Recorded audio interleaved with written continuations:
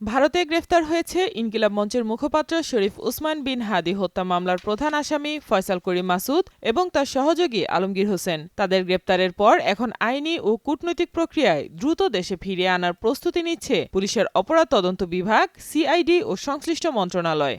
এখন প্রশ্ন হচ্ছে, কোন প্রক্রিয়ায় তাদের ফেরত আনা যাবে?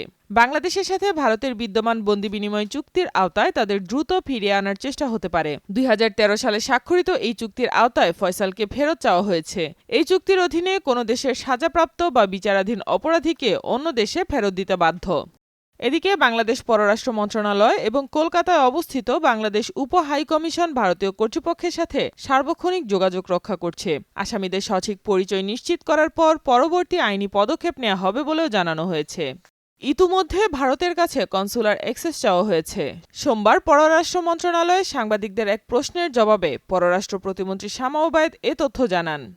কনসুলার অ্যাক্সেস হল কোনো বিদেশি রাষ্ট্রে আটক বা গ্রেফতার নাগরিকের সাথে তার নিজ দেশের দূতাবাস বা কনসুলেটের কূটনীতিকদের সাক্ষাৎ, যোগাযোগ এবং আইনি সহায়তা প্রদানের আইনগত অধিকার।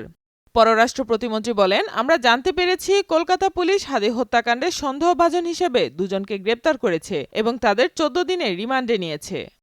তিনি জানান, কনসুলার অ্যাক্সেস পাওয়া মাত্রই সামনের দিকে এগুতে পারবেন। যদি এ আসামিরা শনাক্ত হয় তাহলে ভারত সরকারের সাথে বন্দি বিনিময় চুক্তির মাধ্যমে বন্দীদেরকে ফেরত আনার ব্যবস্থা করা হবে উল্লেখ করেন তিনি। কতদিনের মাঝে ফেরানো সম্ভব তা সুনির্দিষ্ট করে বলতে পারেননি তিনি। তবে তিনি ব্যাখ্যা করে বলেছেন, এই কনসুলার অ্যাক্সেস পেলে বাংলাদেশের কর্মকর্তারা বন্দীদের পরিচয় যাচাই করতে পারবে। তার ভাষায়, বাংলাদেশকে অপেক্ষা করতে হবে পরবর্তীতে ভারত কী পদক্ষেপ নেয় সেটার জন্য। কিন্তু তিনি আশা প্রকাশ করেন, ভারত এ ব্যাপারে বাংলাদেশ সরকারকে পূর্ণ সহযোগিতা করবে। এদিকে পুলিশের মহাপরিদর্শক আইজিপি আলী হোসেন ফকির জানিয়েছেন, ওসমান হাদি হত্যার প্রধান আসামি ফয়সাল সহ দুজনকে পররাষ্ট্র মন্ত্রণালয়ের মাধ্যমে দ্রুত দেশে ফেরত আনা হবে। এক্ষেত্রে কূটনৈতিকভাবে কাজ চলছে বলেও জানান তিনি।